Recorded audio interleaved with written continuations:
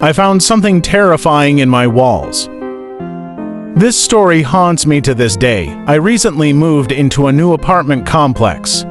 I'm 19 and just started college, and this place seemed perfect, affordable rent, close to campus, and relatively modern. But from the first night, I started hearing banging noises coming from the walls. At first, I thought it was just the old building settling, or maybe noisy neighbors.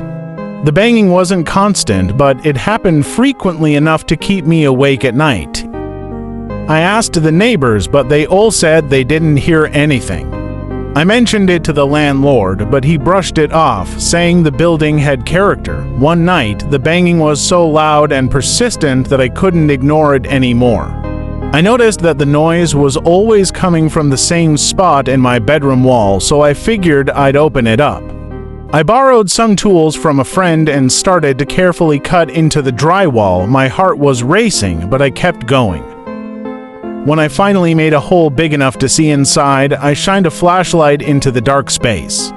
What I saw made my blood run cold. There, inside the wall, was a man. His eyes were wide open but lifeless. His mouth was covered with duct tape, and his hands were tied behind his back. It was clear he had been dead for a long time, but the sight was still horrifying. I stumbled back, nearly dropping the flashlight, and called the police immediately. Like and subscribe for more Reddit stories.